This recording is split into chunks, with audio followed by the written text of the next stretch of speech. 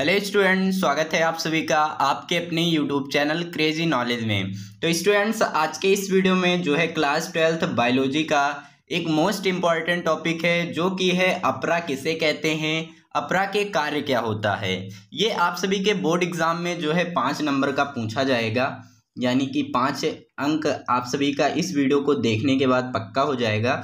तो आप सभी से एक ही रिक्वेस्ट करूंगा कि आप सभी लोग जो है इस वीडियो को शुरू से लेकर अंत तक देख लीजिए। एकदम बेहतरीन तरीके से आप सभी को जो है मैं बताने वाला हूं कि अपरा किसे कहते हैं, इसके कार्य क्या होते हैं। तो चलिए वीडियो को स्टार्ट करते हैं।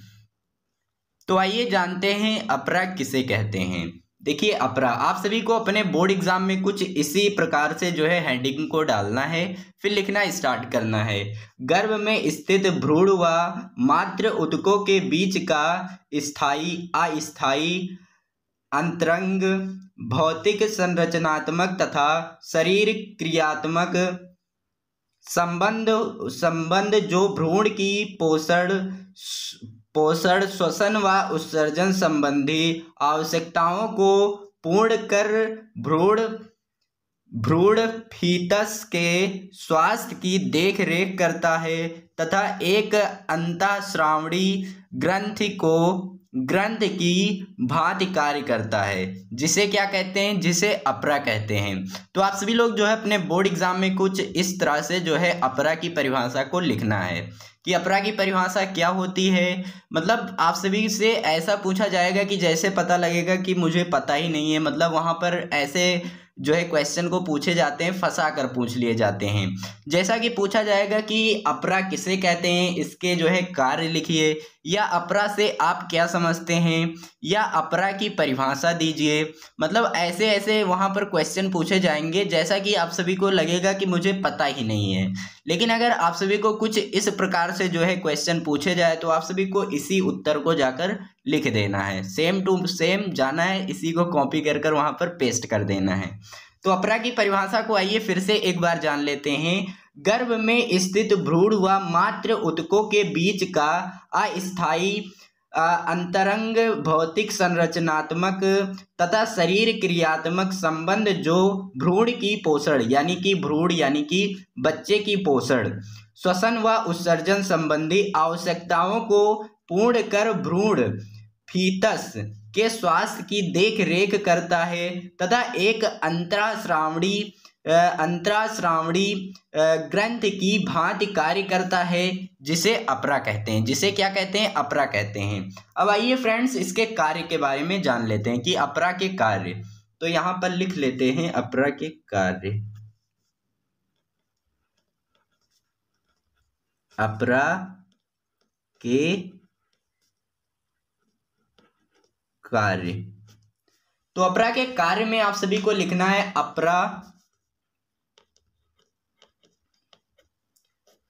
अपरा अत्यंत महत्वपूर्ण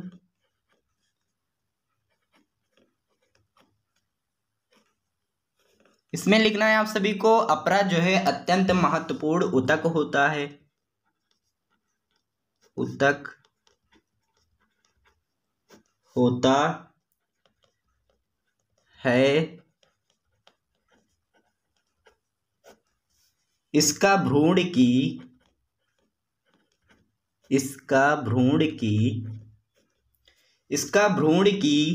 जीवन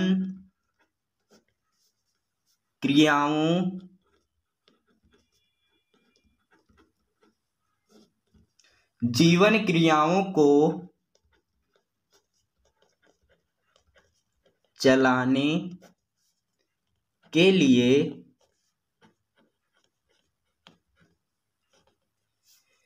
जो है इसका भ्रूण की जीवन क्रियाओं को चलाने के लिए मादा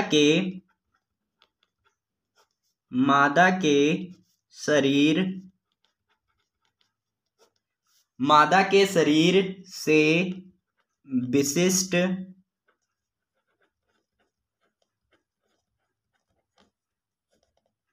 विशिष्ट संबंध है। विशिष्ट संबंध है। तो ये हो गया अपरा के कार्य। अब अपरा के जो पहला कार्य है वो है भ्रूण का पोषण। तो यहाँ पर अब हम सभी लोग जो हेडिंग डालेंगे वो डालेंगे भ्रूण का पोषण। भ्रूण का पोषण। अब भ्रूण के पोषण में आप सभी को लिखना है कि भ्रूण अपरा के द्वारा ही माता का समस्त पोषण प्राप्त करता है। आप सभी को लिखना है भ्रूण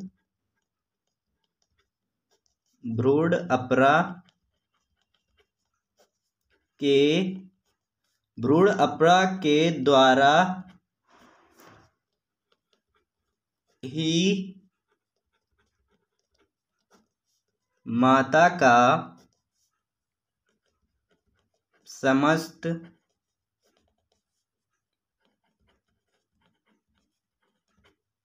पोषण प्राप्त करता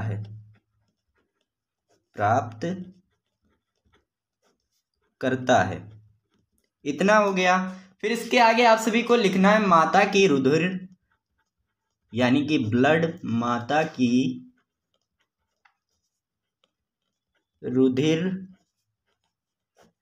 माता की रुधिर वाहिनियों, दो मात्रा रहेगा,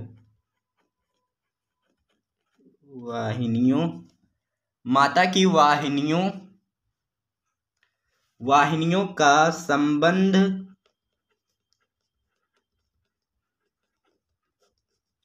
संबंध भ्रूण के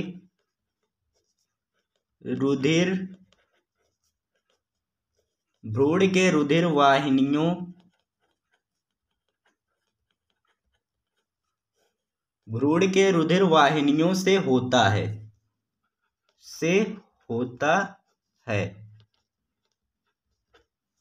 तो देखिए भ्रूण के पोषण में आप सभी को लिखना है जो है भ्रूण अपरा के द्वारा ही माता का समस्त पोषण प्राप्त करता है। माता की रुधिर वाहिनियों का संबंध भ्रूण के रुधिर वाहिनियों से होता है।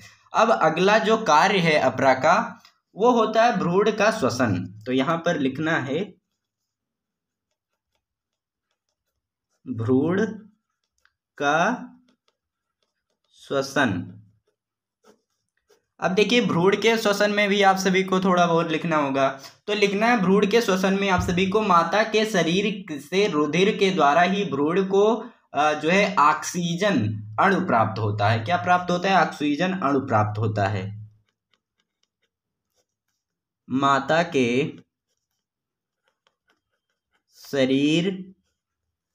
के शरीर से जो है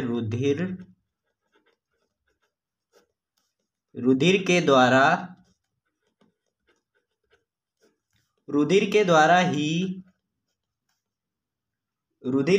ही भ्रूण का, यहां पर लिखना है भ्रूण को जो है ऑक्सीजन अणु प्राप्त होता है।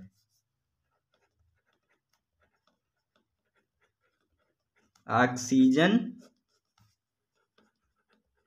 अणु प्राप्त होता है। ऑक्सीजन प्राप्त होता है तथा कार्बन डाइऑक्साइड CO2 भी इसी रुधिर द्वारा वापस आ जाता है। फिर आप सभी को लिखना है जो है कार्बन डाइऑक्साइड यानी कि CO2 भी इसी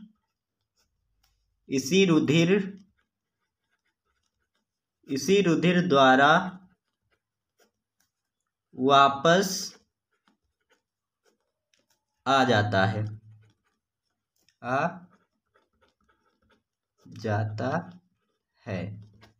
तो देखिए भ्रूण का श्वसन में आप सभी को लिखना है जो है माता के शरीर से रुधिर के द्वारा ही भ्रूण को ऑक्सीजन अणु प्राप्त होता है तथा कार्बन डाइऑक्साइड यानी कि CO2 भी इसी रुधिर द्वारा वापस आ जाता है। अब अगला जो अपरा के कार्य हैं वो है भ्रूण का उत्सर्जन। देखिए अब जो तीसरा कार्य है वो है भ्रूण का उत्सर्जन। तो यहां पर हम सभी लोग लिख लेते हैं भ्रूण का उत्सर्जन। भ्रूण का उत्सर्जन। अब देखिए भ्रूण के उत्सर्जन में आप सभी को क्या लिखना है, तो भ्रूण के उत्सर्जन में आप सभी को लिखना है कि भ्रूण के उत्सर्जी पदार्थ भ्रूण के रुधिर से अपरा क्षेत्र में माता के, लिखते हैं आगे आप, जो है भ्रूण के उत्सर्जी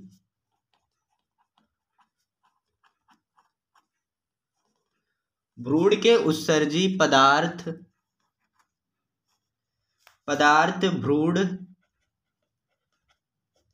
भ्रूण के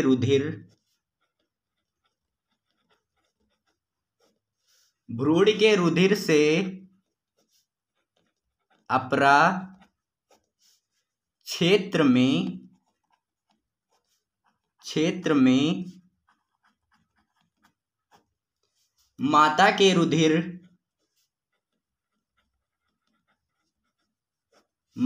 रुधिर में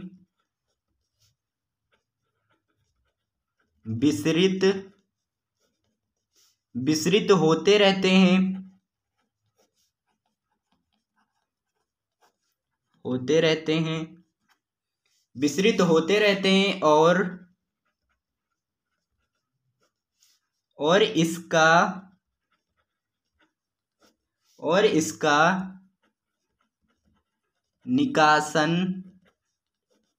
और इसका निकासन भी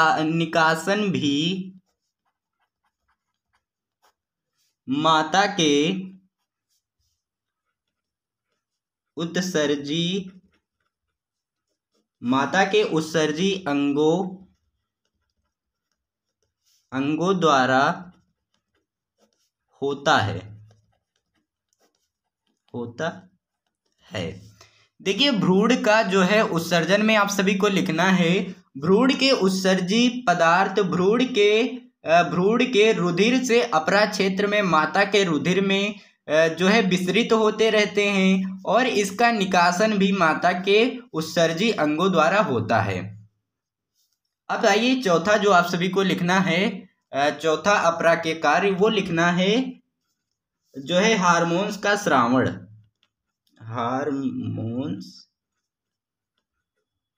हार्मोन्स का स्रावण। तो हार्मोन्स के स्रावण में आप सभी को लिखना है गर्भ अवस्था को, यहां पर लिख लेते हैं,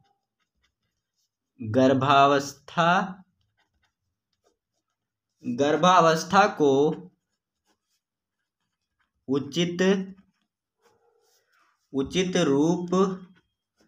उचित रूप में बनाए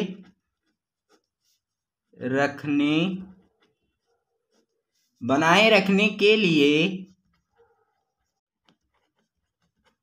अपरा से जो है एस्ट्रोजेंस प्रोजेस्टेरॉन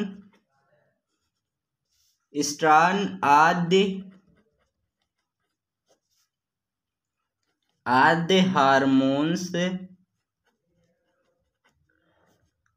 हार्मोन्स का जो है आद्य हार्मोन्स का क्या करती है, स्रावण करती है। आद्य हार्मोन्स का जो है यहां पर लिख लेते हैं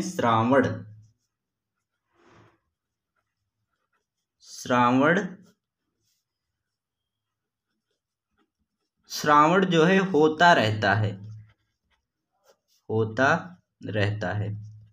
फिर आगे आप सभी को लिखना है इसी प्रकार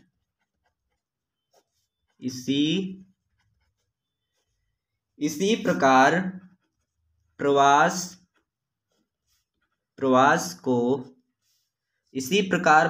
को आसान करने के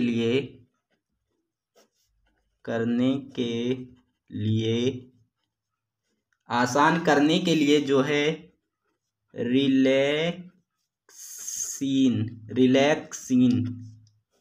रिलैक्सिन नामक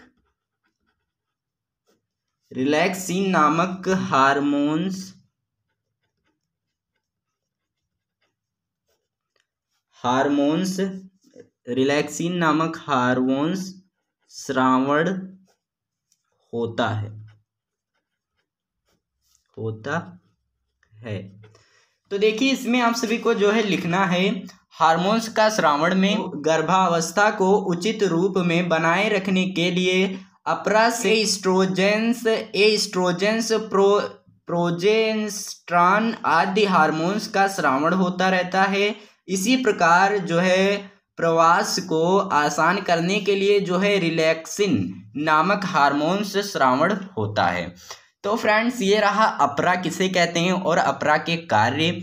तो अगर आप सभी को इस वीडियो में कोई डाउट हो तो कमेंट कर दीजिए, कमेंट बॉक्स आप सभी के लिए खाली है। और हाँ, वीडियो कैसा लगा ये भी कमेंट कर बता देना। और अगर आप सभी को किसी भी टॉपिक पर वीडियो चाहिए वो भी कमेंट बॉक्स में बता देना। तो आप सभी लोग अपना प्यार और सपोर्ट दिखाने के लिए वीडियो को लाइक कर सकते हैं, चैनल को सब्सक्राइब कर सकते हैं। सो मिलते हैं कोई और नए वीडियो में नए टॉपिक के साथ। तब तक के लिए जय हिंद जय भारत। वीडियो देखने के लिए धन्यवाद।